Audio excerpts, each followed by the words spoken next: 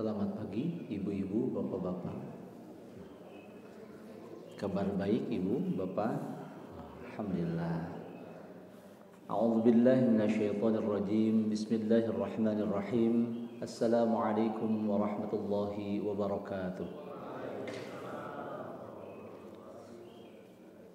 Alhamdulillahi rabbil alamin. Wassalatu wassalamu ala khairil khalqi ajma'in Sayyidina Muhammadin sallallahu alaihi wasallam wa ala alihi wa ashabihi wa man tabi'ahum ila yaumiddin wa ba'du. Adada khalqihi wa zinata arshihi wa ridha'a nafsihi wa midada kalimatih. Alhamdulillah, pagi ini kita tidak akan bertele-tele, berlama-lama. Langsung saja kita akan lanjutkan thalabul ilmi kita, yang mana mudah-mudahan ada keberkahan ilmu yang Allah sudah sebarkan lewat Rasulnya, para ulama, pewaris-pewaris Rasulullah Muhammad SAW, sehingga kita merasakan nikmatnya di dunia ini, merasakan kebahagiaan di dunia ini, yang kelak insyaallah kita juga merasakan kenikmatan dan kebahagiaan di akhirat kelak. Amin ya rabbal alamin. Sayyidina Ali pernah menyinggung bahwa saya herannya bagaimana ada yang menganggap bahwa ada keabadian atau dunia ini abadi, padahal sejatinya adalah batil, akan binasa. Masya Allah, Masya Allah. Artinya ada yang lalai, ada yang khilaf, sehingga lebih fokus kepada satu, padahal Allah, Rasulnya menginginkan kita itu bahagia dunia akhirat. Amin ya rabbal alamin. Kita lanjutkan bahasan as-sirah an-nabawiyah setelah baginda Rasul Muhammad sallallahu alaihi wasallam hijrah ke Habasyah, lalu fase selanjutnya adalah hijrah ke Al-Madinah Al-Munawwarah. Dulu Madinah itu namanya Yathrib. Yathrib. Kalau di dalam sejarah Islam yang pernah saya pelajari di waktu SD dulu, itu SKI dengan Thanawiyah ya, sejarah kebudayaan Islam, ada yang menyebutnya Yathrib. Yathrib, apa alasannya? Alasannya ada di Arab sana yang menyebut ta menjadi ta. Jadi Yathrib begitu ya. Ini agar kita mengerti jadinya. Aslinya Yathrib pakai ta. Ta itu dalam makhraj itu di ujung lidah sekali, makanya Yathrib begitu ya. Nah, ada yang menyebut orang Arab sana itu menjadi ta, jadi Yathrib begitu ya. Nah, dulu namanya Yathrib atau Yathrib. Bahasa Arabnya itu amiyah begitu ya, Yathrib. Masya Allah.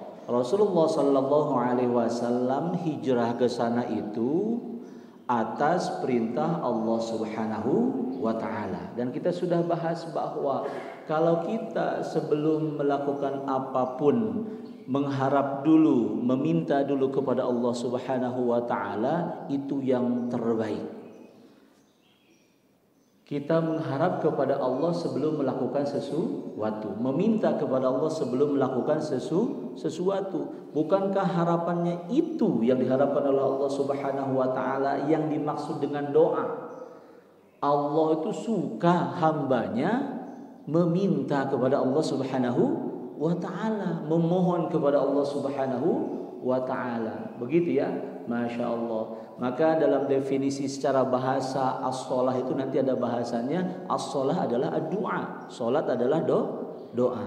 Allah itu suka, berharap seperti itu, mengharapkan hamba-hambanya minta kepada Allah Subhanahu wa ta'ala, bukan setelah ikhtiar tetapi sebelum ikhtiar, agar langkahnya pun dibersamai Allah Subhanahu wa ta'ala. Amin, demikian. Dan Allah cemburu berat kalau ada hambanya diciptakan oleh Allah dari embrio, dari nol sampai lahir, sampai berfikir, tapi mintanya kepada selain Allah Subhanahu wa ta'ala. Makanya ada yang tidak diampuni. Kenapa? Karena menyekutukan, meminta kepada selain Allah Subhanahu wa ta'ala. Masya Allah.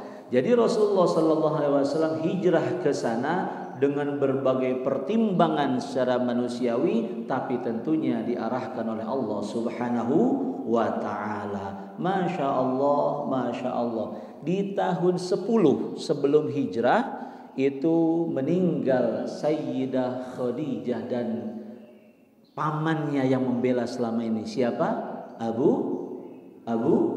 Thalib. Beliau membela baginda Rasul Muhammad SAW dengan wibawanya karena hormatnya orang Quraisy, sehingga mau menggoda baginda Rasul, mau menyakiti, mau melarang, mau itu ada pertimbangannya. Kenapa? Ada pamannya. Ada ihtiraman wa haibatan, bahasa dalam sirah nabawiyahnya. Ada ihtiraman wa haibatan dari orang Quraisy itu.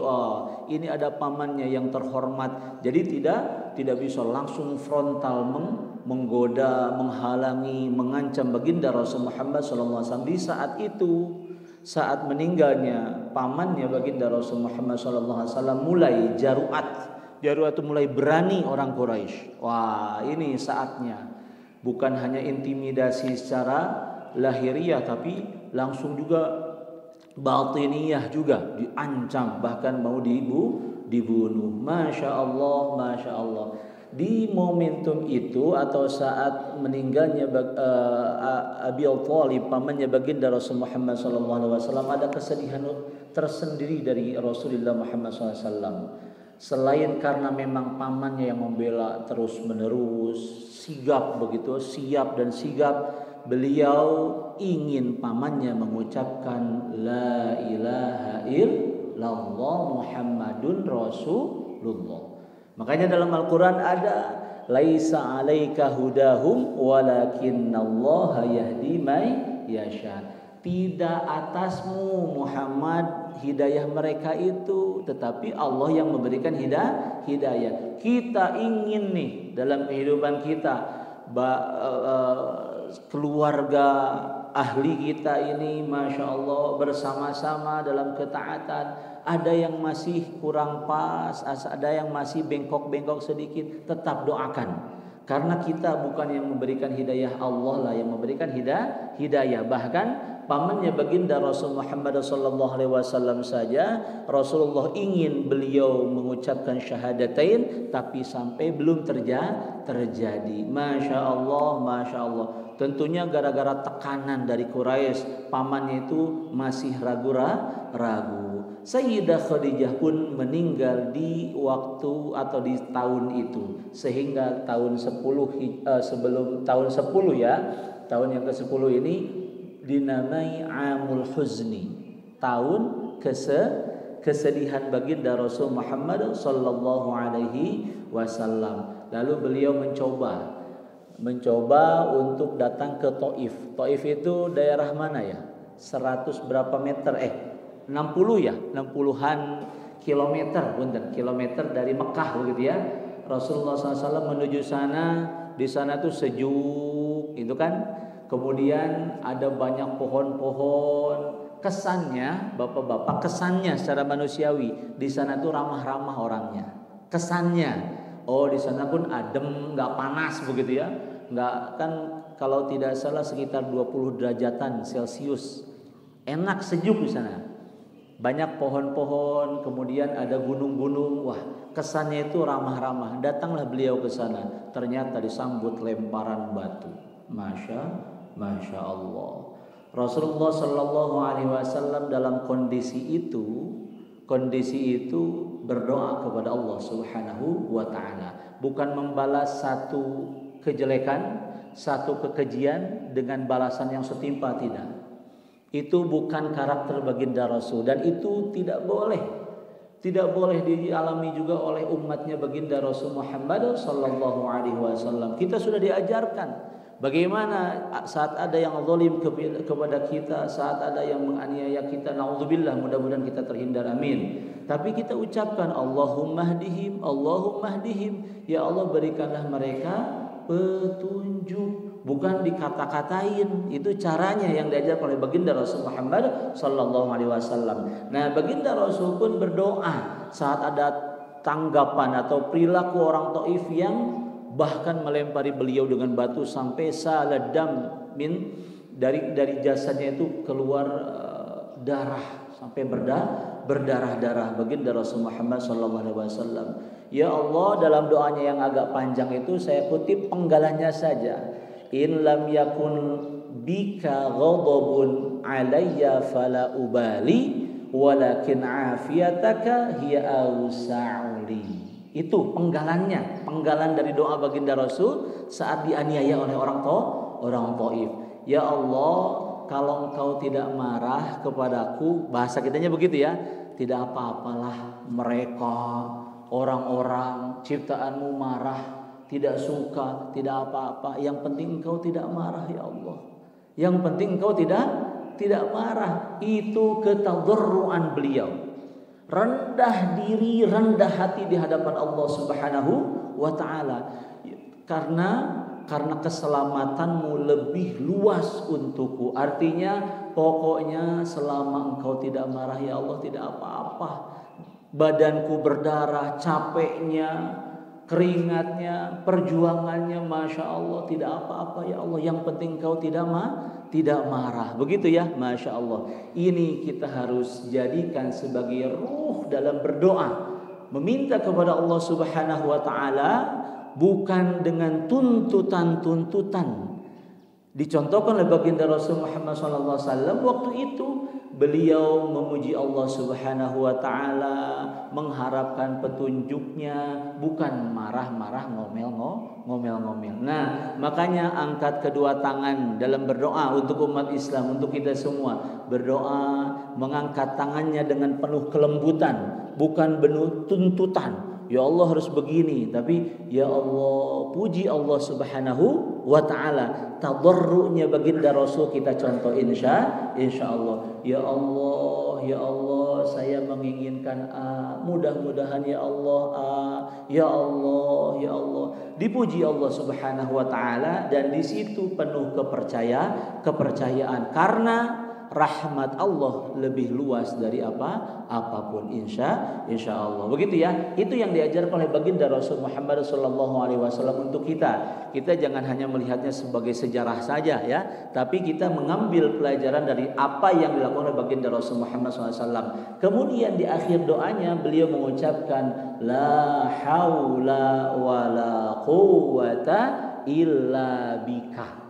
Tidak ada kekuatan, tidak ada daya upaya kekuatan kecuali darimu ya Allah. Begitu ya. Saya bisa mengangkat tangan karena Allah berikan tenaga kekuatan. Saya bisa berdoa kepada Allah, diberikan waktu, kesempatan, masih bisa memohon kepada Allah Subhanahu wa taala. Bukankah tadi disindir oleh Sayyidina Ali, ada yang menganggap dunia ini langgeng padahal batil, akan binasa. Jadi saya heran tidak ada yang dianggap langgeng melebihi dunia oleh manusia ini. Padahal sejatinya dunia ini bakal binasa. Dan satu lagi yang disindir oleh Sayyidina Ali, bahwa tidak ada melebihi kematian yang dianggap batil padahal padahal hak. Begitu Sayyidina Ali mengatakan. Kenapa? Ada yang mengantar jenazah sampai dikuburkan, pulang-pulang ketawa ketiwi, pulang-pulang biasa-biasa saja. Padahal itu sejatinya peringatan. Pasti kematian itu ada. Makanya setelah dicontohkan oleh baginda Rasul sallallahu alaihi wasallam, setelah beliau mengetahui ada Allah, ada pencipta seluruh alam semesta, setelah beliau berkontemplasi, beliau melihat alam semesta dari atas Gua Hiro, tahu bahwa ada Allah pencipta seluruh alam semesta, akhirnya beliau sujud. Itu pun yang kita lakukan. Kita tahu nanti satu waktu kita akan dipanggil oleh Allah Subhanahu wa taala. Masya Allah. Makanya tahu, karena itu saya sujud kepada Allah Subhanahu wa taala, selamat di dunia, bahagia di dunia, nanti pun selamat dan bahagia di akhirat. Amin ya rabbal alamin. Disindir oleh Sayyidina Ali. Maka yang terakhir diucapkan dalam doa baginda Rasul apa? La haula wala quwwata illa bika. Ada juga dalam misalnya kumpulan atau ada dalam doa bersama. Ada yang berdoa bersama kan bareng-bareng begitu ya. Ada yang tahajud bersama, ada yang sholat sunnah bersama kemudian berdoa. Ada yang diakhiri dengan hasbiyallah atau hasbunallah wa ni'mal wakil, ni'mal maula wa ni'man nasir. Misalnya, ini salah satu contohnya ya. Itu diambil dari la haula wala quwata illa billah. Jadi di akhir doa tambahkan sekarang Bapak-bapak, seperti yang dicontohkan oleh baginda Rasul Muhammad sallallahu alaihi wasallam, la haula wala quwata illa billahil aliyil azim. Amin. Misalnya itu ya, la haula, Allahu akbar. Jadi Rasulullah sallallahu alaihi wasallam saat darah mengalir dari tubuhnya karena dilempari batu, beliau tidak menyerah. Kita baru dikasih selimut menyerah, naudzubillah. Ini bukan nyindir. Banyak umat Islam yang masya Allah sayup-sayup adzan tapi malas begitu ya. Ini muhasabah. Saya menasihati diri saya dan diri saya sendiri dulu begitu, masya Allah. Jadi baginda Rasul tidak menyerah. Kok kita mengatakan beliau adalah panutan kita, kok gambarannya kita sepertinya kurang all out begitu ya, masya Allah. Ayo kita perbaharui niat, perbaharui ikhtiar. Mudah-mudahan usaha kita mendatangkan nikmat-nikmat Allah yang lainnya. Karena apa? Usaha kita dalam ibadah dalam rangka meningkatkan kualitas ibadah dan kuantitas ibadah kita sebagai rasa kesyukuran Allah masih memberikan kekuatan. Alhamdulillah, Allah memberikan keselamatan, ada umur yang masih kita nikmati. Amin ya rabbal alamin. Kenapa dalam doa itu juga baginda Rasul mengatakan afiataka. Afiat itu keselamatan. Kita sering mendengar sehat wal afiat. Sehat itu jasmani, afiat keselamatan. Makanya Rasulullah SAW menjelaskan dalam salah satu hadisnya, amanatan itu keamanan, artinya ketentraman jiwa. Itu keselamatan. Ada yang duduk tapi deg-degan, kekhawatirannya ada, berguncang di dalam dada, di dalam pikiran. Itu tidak nyaman, tidak tentram namanya. Tapi kalau mukmin saat masya Allah menjalani hidup di dunia ini, masya Allah, kita merasa tentram, merasa aman sekali. Nah itu penting. Makanya minta kepada Allah afiat. Afiat. Dalam doanya baginda Rasul, walakinna afiataka, keselamatanmu lebih luas, artinya ketentraman, keselamatan yang Allah ciptakan dalam jiwa kita karena kita sujud kepada Allah, selalu beribadah kepada Allah, insya Allah menyertai keseharian kita. Amin ya rabbal alamin. Jadi meskipun ini diajarkan dalam akhir doanya la haula wala quwata illa billah, ya kita juga sehari-hari sering-seringlah mengucapkan la haula wala quwata illa billah. Mau pakai al-aliyil azim bagus ya, atau billah saja bagus. Insya Allah kita lakukan seperti itu ya, insya Allah. Saat perjalanan karena ditolak oleh orang Taif, beliau kan melakukan perjalanan lagi, begitu ya. Nah, ke satu tempat ada orang yang melayani gitu di satu keluarga Utbah ya, itu namanya Addas.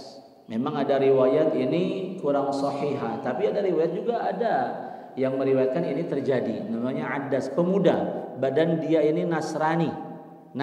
Nasrani dari daerah Nainua kalau bahasa Arabnya. Kalau bahasa ininya di sekitar Irak sana, dan itu tempat tinggalnya Nabi Yunus alaihis salam. Begitu ya, berasal dari sana. Nah, saat menghidangkan hidangan kepada baginda Rasul Muhammad SAW karena perjalanan begitu ya, keluarga Utbah ini, ini orang yang dalam perjalanan, coba dijamu saja begitu ya. Nah, pemuda yang mengantarkan makanannya untuk baginda Rasul Muhammad SAW itu bernama Addas. Kemudian saat beliau mau menyuapkan makanannya, itu beliau mengucapkan Bismillahirrahmanirrahim. Nabi Muhammad SAW mengucapkan itu. Addas ini kaget, langsung melirik. Begitu kurang lebih bahasa tubuhnya. Begitu, kaget. Loh, orang ini mengucapkan Bismillahirrahmanirrahim sebelum makan. Dari mana Anda kok mengucapkan itu? kata Adas kepada baginda Rasul. Kok bisa mengucapkan bismillah? Kaget, selama ini belum mendengar. Ya, kenapa kamu bertanya seperti itu? Itu hanya diucapkan oleh seorang nabi, kata Adas. Masya Allah. Dan itu berasal dari kampungku juga. Nainua itu di sana ajarannya Nabi Yunus alaihis salam. Ada bismillah sebelum makan. Jadi ada nama Allah, zat yang menciptakan alam semesta ini. Masya Allah. Itu yang diucapkan oleh Adas ya kepada Sayyidina Muhammad sallallahu alaihi wasallam. Iya, saya seorang muslim, dijelaskan oleh baginda Rasul. Akhirnya Adas mengucapkan asyhadu alla ilaha illallah wa asyhadu anna Muhammadar Rasulullah. Artinya apa Bapak-bapak? Islam itu bukan dipeci, tetapi juga harus ditunjukkan dengan akhlak. Kita menggunakan peci yang bagus, tapi kok ke tetangga melotot. Kita merasa lebih benar dari orang lain sehingga menghina orang lain. Naudzubillah. Lihat ditunjukkan oleh baginda Rasul Muhammad SAW. Beliau perangainya, akhlaknya luar biasa. Makanya kita ini, diri kita ini sebagai dai bukan pakai mikrofon, tetapi mengajak kepada Islam lewat akhlak kita. Masya Allah, ketemu orang belum dikenal senyum. Terlihat kan akhlaknya begitu ya, bukan manyun saja. Masya Allah. Atau kurang bahasa Sundanya itu someah ya, senyum, sapa begitu ya, enak Pak. Ini Masya Allah, nunggu travel saya pernah duduk sampingan itu seperti musuhan bapak-bapak. Masya Allah, kan duduk menunggu travel datang mobilnya begitu, nggak kenal nggak apa ya, pas mau senyum pada manyun saja. Masya Allah. Padahal terlihat pakai kerudung lagi ibu-ibu. Masya Allah. Nah, tunjukkan dengan akhlak bahwa kita itu muslim, orang yang berserah, orang yang tidak ada kesombongan. Kalaupun kita menggunakan jam yang harganya 20 juta, itu karena Allah memberi kita karunia. Kalaupun kita memakai pakaian yang pantas, itu karena Allah memberikan kesempatan agar kita menikmati dunia. Makanya menggunakan pakaian, duduk, tetap berakhlak mulia. Bismillahirrahmanirrahim. Menggunakan pakaian, mengucapkan ya Allah, inni as'aluka min khairihi wa khairi ma huwa lahu wa a'udzubika min syarrihi wa syarri ma huwa lahu. Ya Allah, saya minta kepadamu dari kebaikan yang saya pakai, dan aku berlindung kepadamu dari kejelekan yang saya pakai yang ada dalam pakaian itu. Bismillah. Masya Allah. Dengan kalimah Bismillahirrahmanirrahim terdengar oleh seorang pemuda yang waktu itu Nasrani. Beliau akhirnya mengucapkan 2 kalimat syahadah. Ini dicontohkan oleh baginda Rasul. Berakhlak mulialah wahai umat Islam. Insya Allah. Dimulai di mana Bapak-bapak? Dimulai dari hal yang termudah di rumah kita masing-masing, dengan tetangga masing-masing. Masya Allah. Dan dalam hadis dibahas panjang lebar itu ya, banyak sekali tentang muamalah, tentang pergaulan dengan tetangga, dengan kenalan, dengan sahabat, itu banyak sekali. Masya Allah.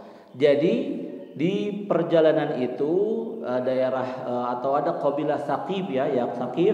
Kemudian Islamlah seorang pemuda yang melihat akhlak baginda Rasul Muhammad SAW, melihat kebenaran di sana. Itu juga pelajaran bahwa dalam melakukan kebaikan ingat lillahi ta'ala. Bukan kita melakukan satu kebaikan dengan harapan tercapai target kita. Kalau nggak tercapai kita marah-marah. Masya Allah. Tidak. Ingat lillahi ta'ala. Rasulullah mengucapkan Bismillahirrahmanirrahim sebelum makan. Memang itu yang diajarkan oleh Allah Subhanahu Wa Taala kepada Rasul. Samillah, ucapkanlah atau sebutlah nama Allah. Bismillahirrahmanirrahim. Bukan saya ingin melakukan ini karena lagi program dakwah, tidak. Masya Allah. Jadi memang karena Allah Subhanahu Wa Taala, artinya keikhlasannya dijaga. Nah, ini mudah-mudahan jadi inspirasi untuk kita semua dalam melakukan sesuatu kebaikan karena Allah Subhanahu Wa Taala. Nah, ayo ke masjid yuk. Nah, ayo ke masjid nanti bapak gebuk. Tidak perlu seperti itu. Ayo ke masjid nah, atau diajarkan. Ada seorang anak, bapak-bapak, ditanya, ayo kita beli peci. Dia tanya nih, diajak, ayo kita beli peci, kata bapaknya. Umurnya 7 tahun. Anaknya tanya, memang peci buat apa ya? Peci itu bukan harus pakai peci, tetapi agar menahan rambut kita saat sujud. Kenapa? Dalam hadis sahih ya, itu sujud itu 7 anggota tulang, 7 tulang begitu ya. Sab'atu idham, 7 tulang. Nanti kita jelaskan tentang 7 tulang besok insyaallah. Itu 7 tulangnya harus kena begitu ya. Nah, salah satunya ini tulang kan di sini kan. Masya Allah. Oh begitu ya ya. Akhirnya dia beli peci dengan sukacita. Setiap mau sholat dia pakai itu peci agar rambutnya tertahan seperti ini dan sujud kepada Allah dengan sempurna. Masya Allah. Jadi bukan dipaksakan, bukan. Itu kan budaya, bukan seperti itu. Karena Allah saja. Yuk jelaskan itu agar sujud kita sempurna tarang. Tarang itu apa? Jidat ya Pak ya. Tarangnya ke tempat sujud kepada Allah Subhanahu wa taala dengan penuh kesungguhan sempurna. Masya Allah, insya Allah. Kalau karena Allah, insya Allah ada kemudahan dari Allah, ada kebersamaan dari Allah Subhanahu wa taala. Masya Allah. Setelah itu Rasulullah Sallallahu Alaihi Wasallam Isra Mi'raj kan ya, kita sudah tahu ya Isra Mi'raj. Isra Mi'raj itu apa bapak-bapak?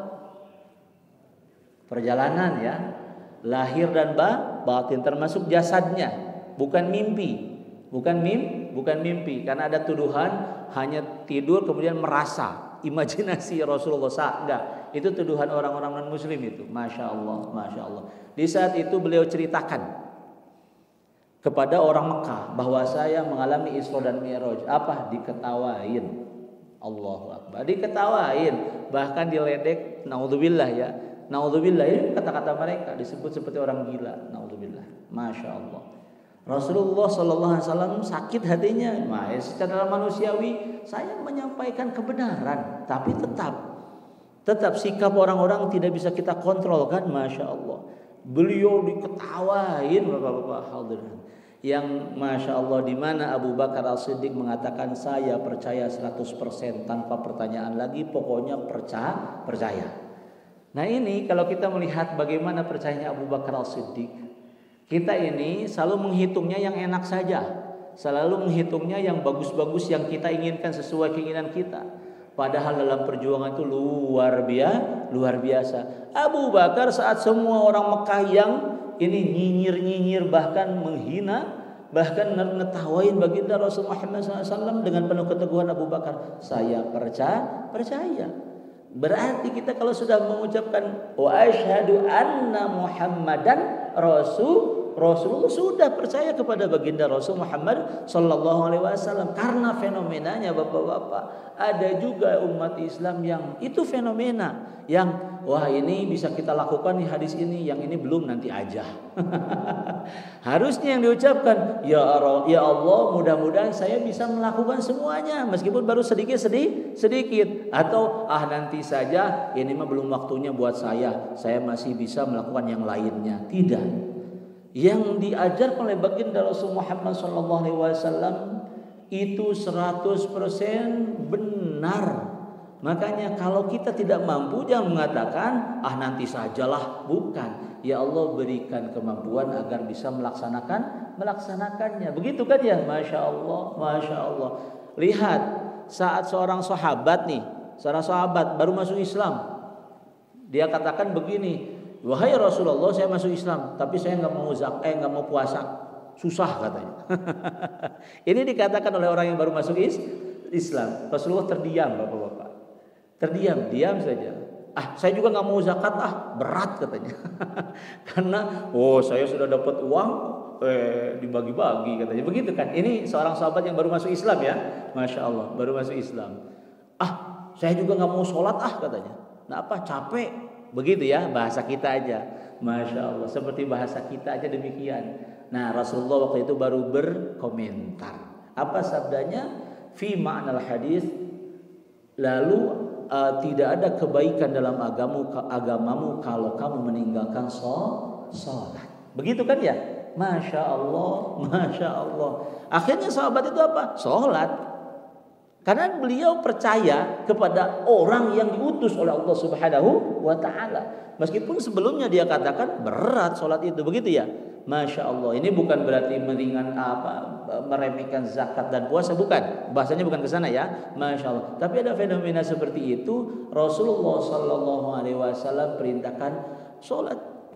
Akhirnya orang itu sholat. Jadi kalau kita percaya kepada baginda Rasul Muhammad SAW seperti yang dilakukan oleh Abu Bakar Al-Siddiq, insya Allah saat satu hadis, satu ajaran, tuntunan baginda Rasul, contoh baginda Rasul, pengiyahan baginda Rasul, perintah baginda Rasul, larangan, belum kita bisa lakukan, jangan katakan seperti kita tidak mampu. Tapi minta kepada Allah berikan kemampuan, kekuatan. Ada nih jalur kebaikan. Ya Allah, saya dengar bahwa kebaikan satu sunnah di bulan Ramadan setara dengan fardu. Ada ustadz yang menjelaskan misalnya.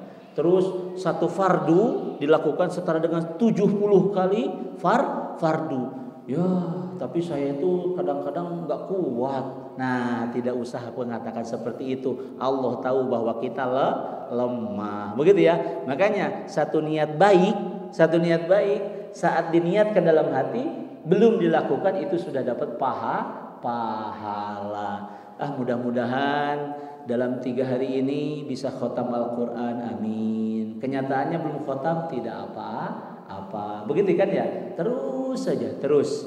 Karena percaya kepada zat yang mengatur semua ini, yang kita sudah bahas as-sirah, sunnah disebut sunnatullah kalau disandarkan kepada Allah, ada hukum-hukum, ada pelajaran-pelajaran, ada perintah Allah, ada larangan Allah Subhanahu wa ta'ala. Rasulnya menuntun kita 100% tuntunan baginda Rasul Muhammad SAW itu benar seperti diyakini oleh Abu Bakar Al-Siddiq. Langsung saja, pokoknya dari baginda Rasul insya Allah 100% benar, insya Allah kita coba lakukan satu persatu sesuai kemampuan kita, amin ya rabbal alamin. Karena bapak-bapak, kalau tanpa itu bagaimana? Di saat itu dalam Isra Mi'raj ada perintah sholat, yang mana sholat kita sudah bahas di 2 pertemuan sebelumnya. Penting sekali Rasulullah sujud kepada Allah Subhanahu wa ta'ala setelah mengenal, tahu ada Allah Subhanahu wa ta'ala, gitu kan? Masya Allah, Masya Allah. Secara bahasa sholat itu ad-du'a, yaitu doa. Tapi sholat tidak bisa disebut sembahyang. Dalam bahasa kita sembahyang itu kurang pas. Memang definisinya adalah doa, yaitu secara bahasa doa memohon kepada Allah Subhanahu wa ta'ala. Artinya salat itu aqwalun wa af'alun muftatahatun bitakbir wa muftatamatun bitaslim. Dalam definisi dalam mazhab Syafi'i salah satunya seperti itu. Wa muftatamatun, ada muftatamatунnya. Diawali dengan takbir, diakhiri dengan salam, perkataan dan perbuatan khusus. Itu salat. Tapi maknanya itu meminta kepada yang lebih tinggi dari kita, yaitu Allah Subhanahu wa ta'ala.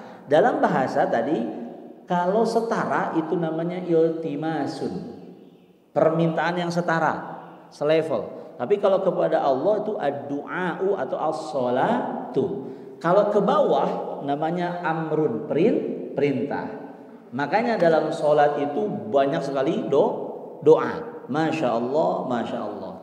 Nah, dari bahasa seperti itu, istilahnya tadi sudah af'alun, aqwalun wa af'alun, perkataan dan perbuatan yang dibuka dengan takbir, ditutup dengan taslim, itu assalamualaikum. Salah satu rukunnya itu assalamualaikum ke kanan. Kalau ke kiri bukan rukun.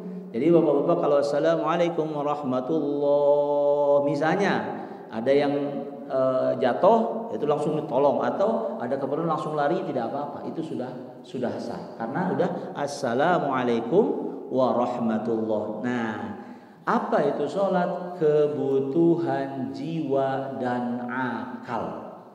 Jadi sholat itu logis, bukan hanya wah sholat kan batiniyah saja, tidak. Kebutuhan jiwa dan akal. Itu didefinisikan oleh salah seorang ulama dari Mesir sana. Masya Allah, Masya Allah. Kebutuhan jiwa karena diperintah melaksanakan sholat di Isra Mi'raj itu ya, Masya Allah. Rasulullah SAW menghadap Allah dengan jasadnya dan ruhnya. Kita tidak mungkin seperti beliau. Akhirnya di 5 waktu yang sudah diwajibkan 5 waktu itu kita menghadap Allah dengan ruh kita dan jasadnya, tidak boleh ada gerakan yang membatalkan sholat. Kita tidak naik ke atas seperti baginda Rasul, tapi kita menghadap Allah dengan jasad kita, kemudian ruh kita menghadap Allah Subhanahu wa taala, seolah-olah ruh kita itu seperti baginda Rasul. Faka'anna Allah yaqulu lana, dalam bahasa sejarahnya begitu ya. Seolah-olah Allah Subhanahu wa taala itu mengatakan kepada kita, ayo wahai umatnya Muhammad sallallahu alaihi wasallam, seperti nabimu engkau naik memohon kepadaku dengan ruhmu menghadap Allah Subhanahu wa taala. Masya Allah, Masya Allah. Seperti itu seolah-olah bagi Allah tuh mengatakan demikian kepada hambanya dengan perintah salat ini yang diajarkan oleh baginda Rasul kepada umatnya. Masya Allah. Kenapa kebutuhan jiwa? Bapak-bapak, coba saja kita bedakan gerakan salat dengan gerakan yang lainnya. Gerakan salat dan gerakan yang lainnya. Apalagi kalau kita sudah tingkatannya memang keikhlasannya penuh begitu ya. Allahu Akbar itu karena Allah, lillahi ta'alanya itu ada dalam jiwa kita ya. Masya Allah. Apalagi gerakan salatnya saja itu sudah spesial dengan satu gerakan. Bukankah bahasa tubuh itu, gerakan itu bahasa tubuh dan itu mengartikan sesuatu. Kalau bapak-bapak saya tunjukkan bahasa tubuh seperti ini kan tahu maknanya. Sip begitu ya. Ini udah wah bagus, ini tanda-tanda bagus. Nah, tanda-tanda kita sujud, meskipun kita tidak bahas keikhlasannya dulu, sujud kepada Allah Subhanahu wa taala itu udah saya memohon kepada Zat yang Maha Tinggi. Begitu kan ya, Masya Allah. Makanya itu kebutuhan jiwa. Adapun kebutuhan akal, kita siapa yang tahu atau ada jaminan ya, jaminan sebelum ada hukum. Ada jaminan bahwa ada gravitasi bumi. Misalkan air turun ke tempat yang lebih rendah. Sebelumnya siapa? Tidak ada. Yang menjamin, yang menciptakan hukum itu adalah Zat yang, misalnya kalau kita belum tahu siapa ya, tapi kita meyakini kok ada hukum seperti ini. Makanya Allah mengatur seluruh aturan itu, bukan hanya matahari terbit dari sana tenggelam ke sana, bukan. Termasuk gravitasi, termasuk ada bau ditangkap, ada wangi ditangkap, ada retina, ada banyak sekali. Itu yang menciptakan siapa? Kalau ditanggapi oleh orang yang belum tahu, siapa yang menciptakan ini semua hukum-hukum? Akal bertanya, begitu kan? Masya Allah. Dikabarkan oleh baginda Rasul yang menciptakan semua alam ini. Alam itu bukan hanya bumi, langit, bukan. Alam itu satu alam. Manusia itu alam, jin itu alam, makhluk seperti hewan itu alamun begitu ya. Makanya seluruh alam semesta itu seluruh ciptaan Allah Subhanahu wa taala. Sehingga dijelaskan oleh baginda Rasul yang menciptakan alam semesta, pemilik seluruh alam semesta adalah Zat yang bernama Allah. Oh, akhirnya meskipun kita tidak melihat langsung, tapi kita memahami secara akal, oh iyalah, nggak mungkin pohon pisang langsung tinggi dan berbuah, begitu ya. Pasti ada prosesnya. Siapa yang menciptakan proses ini? Berarti ada Zat yang maha segalanya. Masya Allah. Makanya sampai Imam Ghazali mengatakan yang tidak ada khusyuk dalam sholat tidak sah sholatnya. Itu Imam Ghazali. Itu tingkatannya berbeda. Udah halus sufah beliau itu ya. Tasawuf sekali dan tinggi sekali pemahamannya. Nah, kalau kita mah bapak-bapak cukup dengan memahami surut, syarat-syarat sahnya, sunnahnya, rukunnya, begitu ya. Insya Allah sholat kita khusyuk, menghamba kepada Allah Subhanahu wa taala dengan gerakan-gerakan dan perbuatan, dengan kata-kata, diawali dengan takbir dan diakhiri dengan tasbih atau assalamualaikum. Itu yang diajarkan oleh baginda Rasul Muhammad sallallahu alaihi wasallam sampai beliau di masa melakukan atau mengalami Isra Mi'raj. Insyaallah substansi salat kan, insyaallah ya, substansi salat kan menghormati, mengagungkan Allah Subhanahu wa taala dan ada kepedulian untuk yang lain dari orang yang melakukan sholat. Di mana itu? Fawailul lil musallin alladzina hum an sholatihim sahun. Substansinya apa? Alladzina hum yura'una wa yamna'unal ma'un. Berarti dirinya nanti berkualitas, jiwa raganya. Nah, bahkan dengan gerakan kan ada olahraganya ya Bapak ya. Kemudian kepada makhluk yang lain itu peduli. Itu dalam surah Al-Ma'un. Begitu ya. Wa yamna'unal ma'un, tidak acuh, tidak cuek kepada yang membutuhkan, tidak cuek kepada yang perlu pertolongan, tapi peduli. Nah, kalau yang sholatnya bagus itu nanti ke sesama, ke makhluk yang lain peduli, bukan ke manusia saja. Ada kucing misalkan kelaparan, nyari makan dikasih, itu peduli. Masya apalagi kepada manusia. Jadi kalau untuk diri sendiri tidak. Substansinya ada dua. Untuk diri sendiri kepada Allah mengagungkan dengan gerakan yang khusus, dengan doa-doa, dengan mensucikan Allah Subhanahu wa taala, memuji Allah Subhanahu wa taala, dan nantinya peduli kepada sesama. Makanya dalam Al-Qur'an, wa aqimus sholat, dirikanlah sholat, bukan sholatlah saja.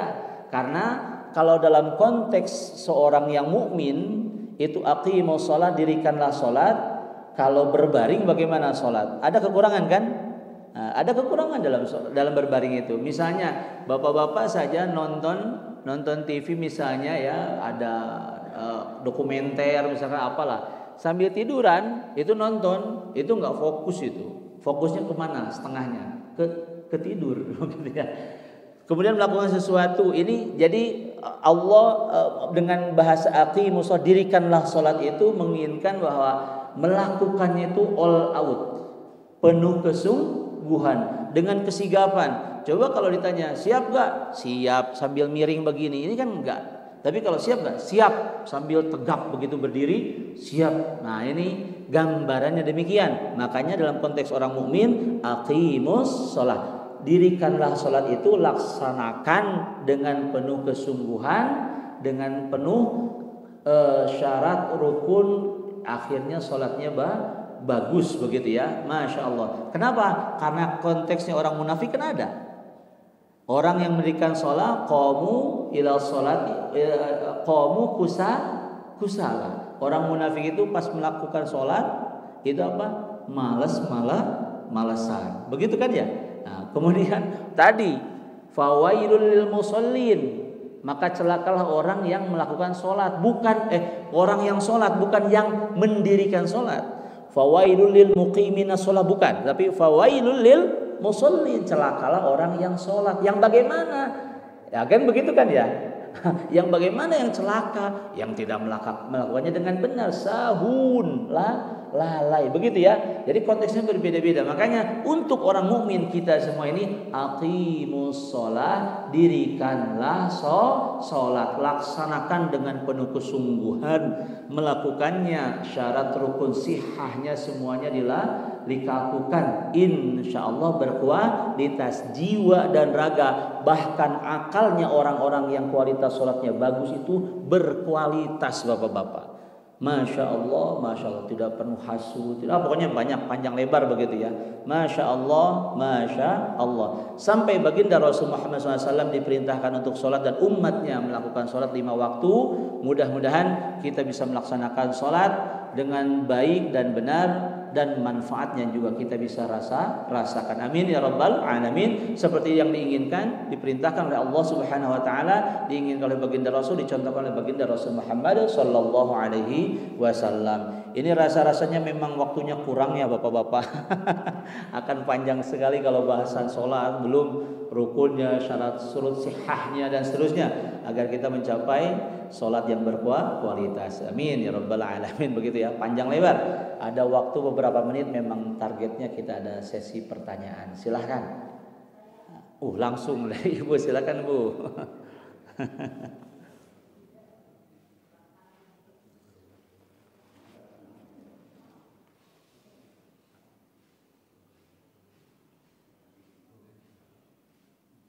Assalamualaikum warahmatullahi wabarakatuh. Waalaikumsalam warahmatullahi Pak Ustaz, mohon izin, walaupun kita sudah beberapa puluh tahun mungkin yang melaksanakan sholat, tetapi untuk khusyuk itu kadang-kadang agak susah gitu. Pasti ada sesuatu hal yang mengganggu. Iya. Nah itu kiat untuk sholat khusyuk itu bagaimana? Nah itu pertanyaan ke satu. Yang pertanyaan kedua, kalau kita ziarah ke Mekah, katanya tidak boleh mengunjungi kota Al-Ula. Nah, itu apakah ada larangannya itu karena apa? Ya. Mohon penjelasan. Terima kasih atas pertanyaan. Ya. Wassalamualaikum warahmatullahi wabarakatuh. Waalaikumsalam warahmatullahi wabarakatuh. Pertemuan sebelumnya pernah dibahas ya. Yaitu kita lahir batin persiapannya. Lahirnya, wudunya harus diperbaiki, sunnah-sunnahnya, begitu kan ya? Itu lahirnya. Dan dari sana nanti Allah berikan sesuatu kepada diri kita, akhirnya lebih khusyuk, telinganya nanti lebih terjaga, karena kan sudah dibasuh. Kemudian wajahnya masuk di sini dibasuh juga kan? Nah ini semuanya terjaga ibu-ibu. Nah, itu karena dalam satu paket hadis yang bagus wudunya, kemudian sholat, berarti yang berkualitas wudunya, ini lahiriah dulu ya, yang berkualitas wudunya diduga kuat atau diharapkan atau memang ada berbedanya dengan orang yang tidak wudunya tidak bagus, yang asal-asalan, set beres begitu ya. Nah kalau wudunya bagus, insya Allah untuk sholat khusyuknya juga berpeluang lebih besar, begitu ya. Itu lahirnya. Batinnya ada doanya, ada melatih fokus. Makanya ibu-ibu harus latihan fokus, konsentrasi itu harus dilatih Bu. Kalau yang dunia tahfidz ini pasti tahu, fokus itu perlu. Akhirnya mau sholat juga kita harus fokus. Makanya dalam madhab-madhab diajarkan, ada yang boleh yang melihatnya itu pandangannya ke depan, ada yang ke tempat sujud, begitu ya. Nah itu untuk fokus. Bahkan dalam hadis Rasulullah Muhammad SAW dijelaskan, kalau kita berpaling begini saja, lagi sholat nih, ada cicak cek gitu kan, bunyi cicak ya. Kemudian ibu lihat ke atas, tek, itu Allah nggak akan pedulikan lagi. Itu Allah tidak akan pedulikan lagi. Baru berpaling seperti itu, ya ngapain? Nah, ada yang bawa proposal ke bapak, Pak, ini baca aja. Nah sudah, beda ya, Pak, ini saya mau laporan, dilempar, pergi. Bagaimana? Nah kita juga saat sholat, makanya dalam madhab dibahas, penting itu Pak.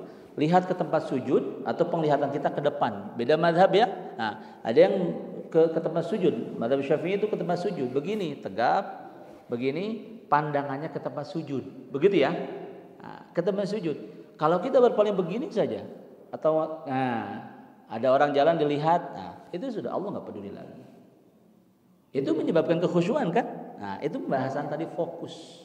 Dilatih konsentrasi. Allahu Akbar gitu ya. Nikmat begitu. Enggak buru-buru Allahu Akbar. Nah, itu kan kita merasakan Allah Maha Besar, kita mau sholat nih, begitu ya. Makanya takbiratul ihram, takbir mengagungkan Allah Subhanahu wa taala. Allahu Akbar. Fokus, insyaallah lahir batin begitu ya. Itu tipsnya. Insyaallah segitu cukup ya. Nanti dibahas lagi lah kalau perlu panjang lebar, begitu. Kalau tempat yang terlarang itu begini Bu, nanti juga yang melarangnya tanyain harusnya.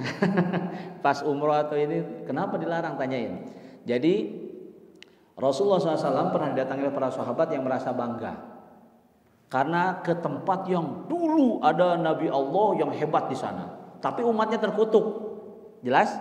Nah, ya Rasulullah, kami tadi lewat ke sana. Wah, tempatnya itu luar biasa. Itu tempatnya Nabi Anu yang umatnya terkutuk. Rasulullah murka. Marahnya bagaimana?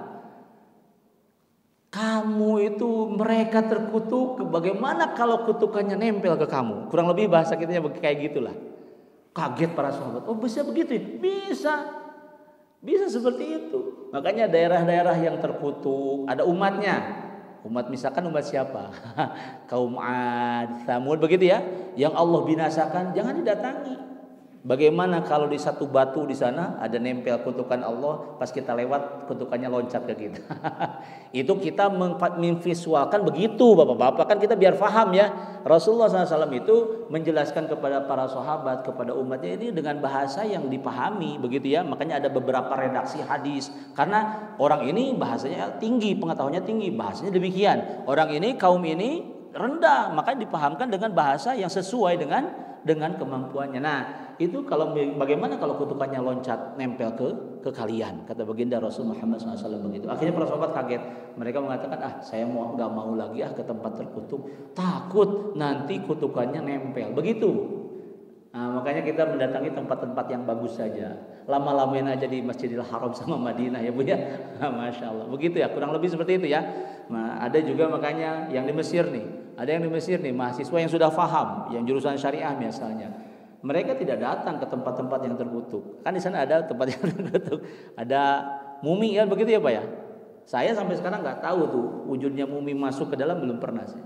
Karena takut dari hadis itu menjelaskan demikian. Bagi yang tahu. Yang sudah dulu mudah-mudahan kutukannya nggak nempel begitu ya.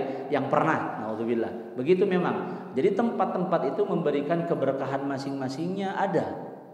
Ada Bapak-bapak, Ibu-ibu. Nanti kita bisa bahas tentang keberkahan ada di manusia, keberkahan itu ada di tempat, ada, Masya Allah. Nanti insya Allah dalam kesempatan. Wallahu a'lam. Barangkali satu pertanyaan terakhir, silakan Pak. Nah, terakhir ya.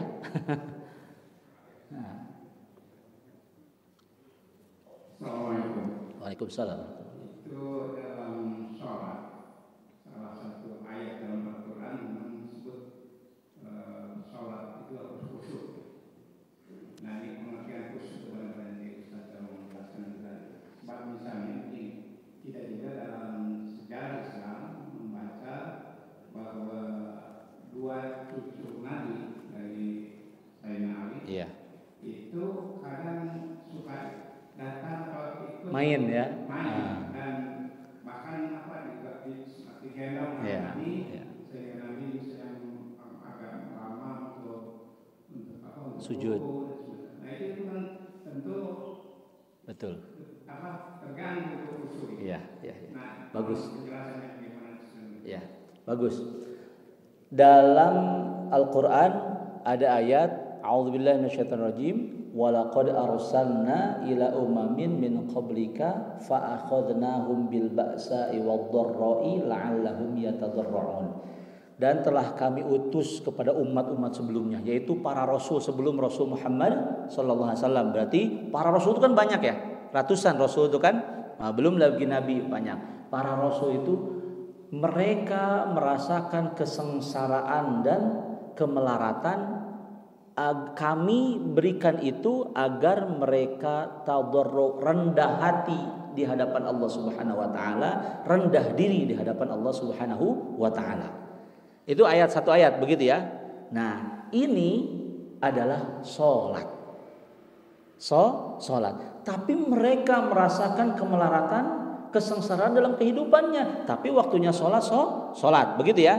Nah, prakteknya bagaimana? Jadi khusyuk itu bukan pikiran fokus ke lafzul jalalah. Bukan. Khusyuk itu fokus ke gambar Ka'bah. Bukan. Khusyuk itu tidak merasakan kecuali yang dibaca. Bukan. Itu terlalu tinggi Bapak-bapak. Kita mah bingung atau udah susah ya.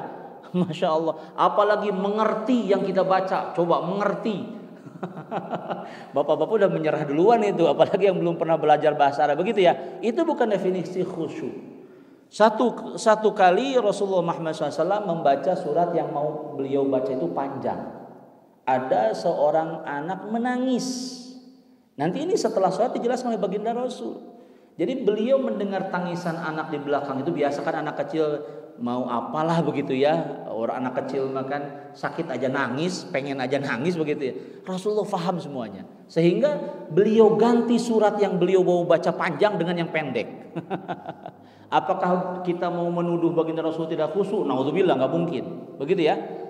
Masya Allah. Jadi beliau ganti surat yang mau dibaca panjang menjadi pendek. Itu masih khusyuk. Berarti bukan telinga kita tidak mendengarkan selain, bukan pikiran kita tidak memikirkan selain sholat, bukan. Misalnya bapak sholat sini, kalau di sini nggak ada tukang jualan, ada wanginya nasi goreng misalkan, masih tercium ya, itu maka bukan salah angin begitu ya. Memang tercium, ada suara klakson totot terdengar oleh ini, apakah disebut tidak khusyuk kalau yang mendengar klakson? Bukan. Tadi sudah dibahas juga bahwa cucunya baginda Rasul Muhammad SAW itu saat sujud naik ke punggungnya untuk menjaga perasaannya dan keselamatannya. Baginda Rasul tahan dulu, nggak langsung bangun. Tapi beliau tidak mungkin dituduh oleh orang yang tidak bertanggung jawab tidak khusyuk. Artinya dalam memahami perasaan anak kecil dan untuk keselamatannya, memahami yang dilakukan oleh bayi, tangisannya itu dan perasaan ibunya, beliau tetap khusyuk. Makanya yatadarra'un itu artinya rendah hati, rendah diri di hadapan Allah Subhanahu wa taala. Berarti permasalahan berputar di sini, tapi kita tetap mengucapkan Allahu Akbar. Setidaknya seperti itu. Begitu ya. Nah, kekhusyuannya atau kualitas khusyuknya, kita udah nyampe 1% khusyuk saja sudah luar biasa, Pak. Apalagi bisa 100%. Ada gak yang sudah bisa memastikan bahwa sholatnya sudah khusyuk 100%? Tidak ada. Jadi kita sampai batas ikhtiar. Kalau kita mengucapkan apa yang tidak diajarkan oleh baginda Rasul dalam sholat, itu salah, merusak kekhusyuan bahkan sholat itu sendiri. Baca yang diajarkan oleh baginda Rasul, baca yang dituntunkan oleh baginda Rasul, yang seharusnya fokus dengan gerakan-gerakan yang dicontohkan oleh baginda Rasul. Insya Allah dijaga pikirannya, insya Allah sudah sampai batas itu kita termasuk yang khusyuk. Amin ya rabbal alamin. Lalu bagaimana tadi ada masalah berputar di sini? Para Rasul juga tetap rendah diri, rendah hati di hadapan Allah, sujud kepada Allah Subhanahu wa taala, salat ya kepada Allah Subhanahu wa taala, menghamba, menyembah begitu meskipun permasalahannya banyak. Jadi bukan permasalahan disingkirkan, kita fokus ibadah, bukan, tetap permasalahan itu. Makanya kita pernah bahas sedikit dalam sujud, Allahumma gfirli, ya Allah ampuni aku dan bi dosaku, apa kullahu, semuanya. Itu dalam sujud terakhir. Tambahkan itu. Diqahu wajillahu, spesifik, detail dan umum. Semuanya ya Allah. Kemudian wa awwalahu wa akhirahu, yang pertama dan terakhir dari dosaku ya Allah. Kemudian wa alaniyatahu wa sirrahu, yang terang-terangan, yang sembunyi-sembunyi yang pernah saya lakukan dosa ya Allah ampuni. Tidak mengucapkan saya minta 1, 2, 3 permasalahan yang kemarin belum dikabulkan ya Allah, permasalahan minggu lalu juga tidak disebutkan, hanya mohon ampunan kepada Allah dari dosa. Allah tahu permasalahan kita, akhirnya dikabulkan, dijawab. Itu khusyuk, itu khusyuk. Jelas ya Bu ya? Nah, setidaknya bacaan-bacaannya yang benar, gerakan yang benar, insya Allah khusyuk. Setidaknya demikian, singkatnya demikian dulu ya Pak ya. Insya Allah kita lanjutkan besok, bahasanya bagus nih, sholat agar kita tambah ini ya, tambah mantap gitu insya Allah. Itu saja barangkali yang harus disampaikan dalam kesempatan yang langka dan terbatas ini, berharga ini. Saya mohon maaf bila ada khilaf. Astaghfirullah. Akhirul kalam. Assalamualaikum warahmatullahi wabarakatuh.